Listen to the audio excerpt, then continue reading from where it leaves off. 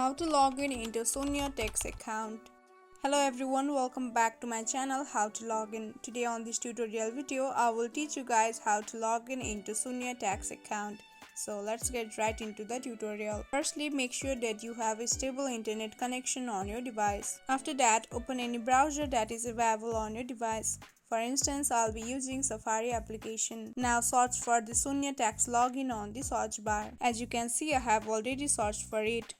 After searching from the different websites and links, click on the first one that says login. Wait for a while and you will be directed to this page. Here you can log in into your account by simply entering your password and your email address. And in case you have forgotten your password, you can tap on forget password option beside the login. So enter your valid email ID and password and tap on login, and with that you are good to go. In this very simple and easy way you can log in into your Shoonya Tax account. I hope you guys found this video helpful. Thank you for watching. Don't forget to drop a like and subscribe to my channel.